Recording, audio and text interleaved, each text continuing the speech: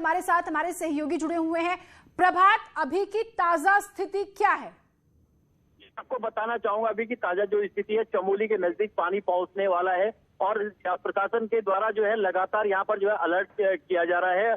जहां तक बात करें तो अब नीचे जिस तरीके से पानी लगातार फैलता जा रहा, तो हालांकि प्रभाव कम हो रहा है, लेकिन चिंता की जनक बात तो है जिस तरीके से अचानक से इतना पानी एक साथ बढ़ के आ गया है। हालांकि जो प्रभावित क्षेत्र डेम साइड जहां पर वहां पर काफी नुकसान हुआ है, एसडीआरएफ की टीम मौके पर पहुंच चुकी है, रेस्क्यू बचाव जारी है और जो लेबर यहाँ पर काम कर रही थी वो लेबर लापता है। अभी उनके बारे में एग्जैक्ट पता नहीं है कि कितने लेबर, हालांकि प्रशासन की अभी जो जानकारी आई है कि 20 लेबरों की बात आ रही है, लेकिन ये संख्या बढ़ सकती है।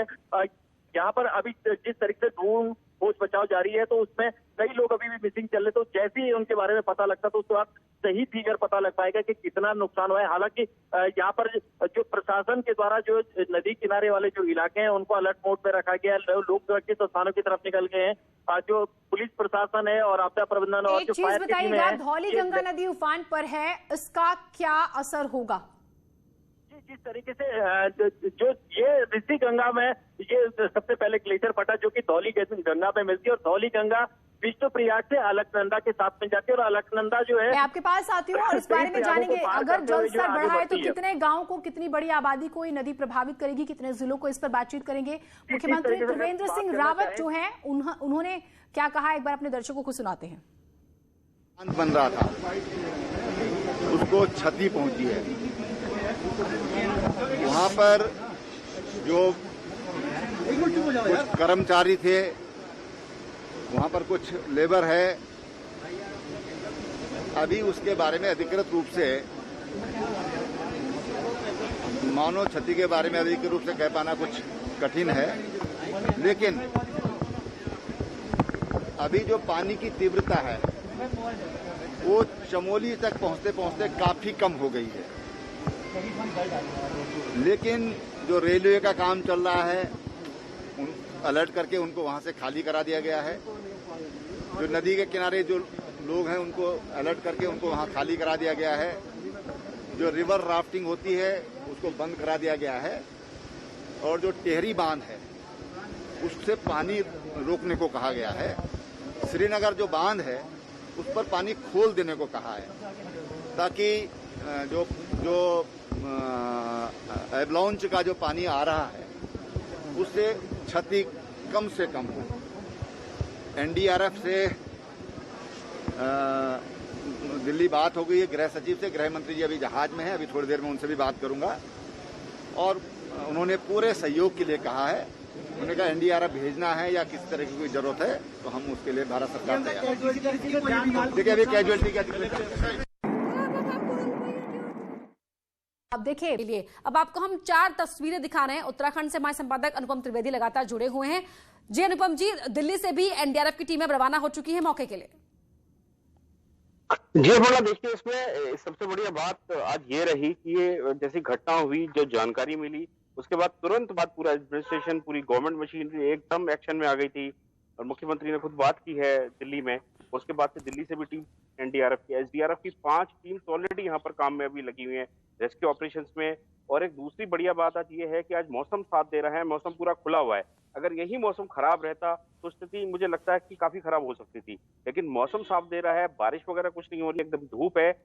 तो अगर ये पानी का लेवल कंट्रोल हो गया टेहरी के बाद से तो स्थितियां नॉर्मल हो जाएंगी। लेकिन फिलहाल जो है पूरी चीज पे नजर रखे हुए है, फूक के कदम रख रही है। और उत्तराखंड का तो पुराना रिकॉर्ड भी ऐसा है, 2012 में उत्तरकाशी में बाढ़ आई थी, 13 में आपको बताया कि केदारनाथ में इतना बड़ा डिजास्टर आया था, हजारों लोग मरे थे, बहुत नुकसान हुआ था। उस दौरान पिथौरागढ़ में भी नुकसान हुआ था। ये हर साल की कहानी है। लेकिन ताज्जुब की बात यह है कि बरसात की सीजन में हमेशा सरकारी मशीनरी तैयार रहती है। ये घटना ऐसे सीजन में हुई है जब अमूमन होता नहीं है, विंटर की सीजन में। तो एक्सपर्ट्स ये भी मान रहे हैं कि पूरा ग्लेशियर टूटा है, हो सकता है कि धूप आने की वजह से क्रैक्स पड़ते हैं, जैसे एवलांच आता है हिमालयस में, एक लगातार एक पूरा बर्फ का सैलाब बढ़ता है, उसी तरीके से एक ग्लेशियर वहां टूटा होगा नदी में एकदम, क्योंकि सकरी नदी है पहाड़ी, तो वहां पर एकदम फोर्स से पानी आया। तो फिलहाल अच्छी खबर यह है कि मौसम साथ दे रहा है, रेस्क्यू टीम पूरी जगह से रवाना है। गंगा के बैंक्स पे लोगों को खाली कर दिया गया है, उनको खाली हटने के लिए कहा गया है। अपर्णा, एक बात और महत्वपूर्ण है, पूरे गढ़वाल रीजन में 2 बड़े प्रोजेक्ट चल रहे हैं केंद्र सरकार के। एक है चारधाम का जो रोड प्रोजेक्ट है वो उसका काम चल रहा है, दूसरा रेलवेज का काम चल रहा है। तो कई जगह पर रेलवे के ब्रिज बन रहे थे, उसमें मजदूर लगे हुए थे, खासकर नदियों के ऊपर, नदियों के किनारे, उनको सबसे पहले वहां से हटाया गया है। काम पूरा रुक गया है, कहीं कहीं माइनिंग का काम था। डीजीपी अशोक जी हमारे साथ जुड़ गए हैं। डीजीपी साहब, क्या जानकारी इस वक्त आपके पास है पूरे घटनाक्रम के मद्देनजर? देखिए, जो एवलांच आया था उसका जो इम्पैक्ट था वो तो हो चुका, उसका इस टाइम इम्पैक्ट जो है कम खत्म हो चुका है। जो उसके पीछे था, एवलांच के पीछे, वो एरिया पूरी तरह क्लियर है। और आगे जो गंगा जी में फ्लो बढ़ा था वो भी अब जो है सेटल हो गया है गोचर तक आके। तो वो, और हमने गंगा जी का पूरा बेसिन हमने खाली करा दिया था, तो वहाँ तो कोई आदमी अनलेस कोई गंगा जी के किनारे खड़ा हो तो उसमें कोई इम्पैक्ट नहीं आएगा। बट जहाँ पे अवलांच आया है वहाँ बड़ी कैजुअलिटी हुई है, एक पूरा पावर प्रोजेक्ट बह गया है और उसके आसपास के एरिया के भी जो है करीब उस एरिया में 50 से 100 लोग काम कर रहे थे, तो अभी वो लोग मिसिंग है, तो उसको हमारी टीमें रिलीफ और रेस्क्यू में लगी हुई है। लगभग कितने लोग हैं जो मिसिंग हैं? अभी एग्जैक्ट डाटा नहीं है, हमारा प्राथमिक अनुमान 50 से 100 के बीच का है और बाकी शाम तक आपको बताएंगे। जो आगे के लो राइज एरिया है सर, उनमें रहने वाले लोगों के लिए क्या निर्देश दिए गए हैं? ऊपर अलर्ट कर दिया था हमने उसी टाइम 11 बजे के आसपास ही। पूरा एरिया हमने गंगा के बेसिन में कोई नहीं है, सब खाली करा दिया, राफ्टिंग बंद कर दिया आज के। जी अशोक जी, जिस तरह से पानी आगे बढ़ रहा है तो क्या अब माना जाए कि खतरा और कम हो रहा है? यस, क्योंकि हम फॉलो कर रहे हैं पानी को। गोचर में अभी लेटेस्ट पहुंचा था तो वहाँ तक वो डैमेजिंग हालत में नहीं है, नॉर्मल कंडीशंस में। और आगे ये पानी जाने तक कहाँ तक आसार नजर आएगा, कहाँ तक पानी जाएगा? असर तो ऋषिकेश हरिद्वार भी आएगा बट ज्यादा नहीं आएगा, ये मैं बोल रहा हूँ। जी, और जो बांध को लेकर, जो रास्ते में बांध पड़ते हैं, उनको लेकर क्या इन्फॉर्मेशन है? वो बड़ा डैम है श्रीनगर में, तो उस पर मुझे नहीं लगता, क्योंकि गोचर में उसका फ्लो ठीक है, तो बड़ा असर नहीं आना चाहिए। इतना पानी है जितना बरसात में आता, तो उसके लिए तो डैम बना ही हुआ है जी, तो कोई दिक्कत नहीं आनी चाहिए। और रेस्क्यू में कौन कौन सी टीमें लगी हुई हैं, किस तरह से रेस्क्यू हो रहा है? उत्तराखंड पुलिस की, SDRF की टीमें, सब टीमें, हमारे SP साहब सब लगे हुए हैं, हमारे CM सर भी वहाँ पहुँच रहे हैं। मैं अल्मोड़ा आया हुआ था, मैं भी रास्ते में हूँ, मैं भी पहुँच रहा हूँ। और सर हेल्पलाइन नंबर जारी किए गए हैं स्टेट गवर्नमेंट की ओर से, जरा उनके बारे में बता दीजिए। हेल्पलाइन नंबर 1070 है जी। बहुत बहुत शुक्रिया सर आपका हमसे बातचीत करने के लिए। तो DGP उत्तराखंड अशोक कुमार जी हमसे बातचीत कर रहे थे, वो अल्मोड़ा में थे, अब रास्ते में हैं और तमाम जो एजेंसियां हैं रेस्क्यू ऑपरेशन में लग गई हैं। बड़ी खबर चमोली से इस वक्त आ रही है कि 100 लोगों के बहने की आशंका है। मुख्य सचिव ओम प्रकाश ने इस बात की जानकारी दी है। घटना के वक्त जो पानी का लेवल था वो 3 मीटर था और 100 लोग बहने की आशंका है। इस वक्त 100 लोगों के बहने की आशंका है। जो लॉन्च हुआ है, अभी भले ही जो पानी जिस तरह से आगे बढ़ रहा है तो वो उतना खतरनाक नहीं है, लेकिन जिस वक्त एक ग्लेशियर टूटा, पानी इकट्ठा जब बर्फ के टुकड़े आए तो उस वक्त इसका बहुत बहाव तेज था, ओवरफ्लो थी नदी पूरी और 100 लोगों की बहन। प्राइवेट बिल्डर का ये डैमेज हो गया है और यहाँ पर करीब 50 लोगों की मृत्यु संभावित है। और उसके नीचे NTPC का प्रोजेक्ट था, वो डैमेज हुआ है, ये तपोवन में, रैनी गांव में।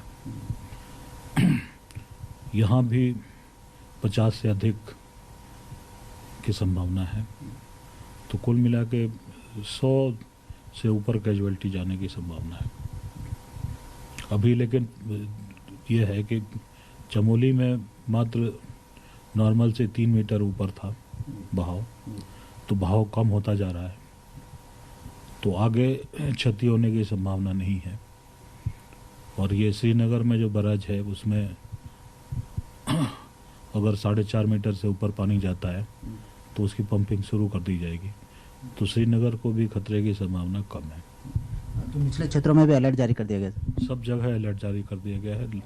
और जो उत्तर प्रदेश के जिले हैं, बिजनौर, मुजफ्फरनगर, वहाँ तक अलर्ट जारी हो गया है। और लेकिन लोगों से एहतियातन ये अनुरोध है कि वो नदी में ना जाएं।